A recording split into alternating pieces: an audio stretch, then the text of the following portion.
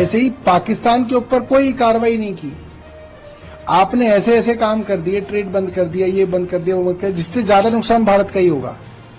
Air space बंद कर दिया पाकिस्तान ने आपका, उससे भी नुकसान भारत का ही होगा। सिर्फ ऑप्टिक्स और हेडलाइन मैनेजमेंट का काम ये सरकार कर रही है।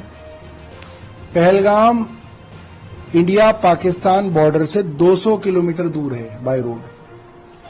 200 किलोमीटर टेररिस्ट कैसे कश्मीर के अंदर घुस आए? भाई इतनी सारी चेक पोस्ट हैं, चप्पे चप्पे पे CRPF, BSF, army, Jammu Kashmir police, intelligence, raw, IB सब तो है वहां पे। वो 200 किलोमीटर अंदर आए, हथियारों के साथ आए, उन्होंने लोगों को गोलियां मारी और उसके बाद वो वहीं गायब हो गए। कह रहे वो वापस भाग गए। अरे कोई मजाक हो रहा है क्या?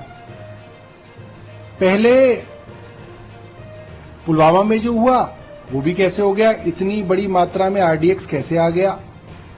क्यों सीआरपीएफ के जवान जो है एयरलिफ्ट नहीं किए गए? क्यों वो ट्रकों द्वारा जा रहे थे? कैसे उनके ऊपर आरडीएक्स से भरी हुई जो है गाड़ी टकरा जाती है?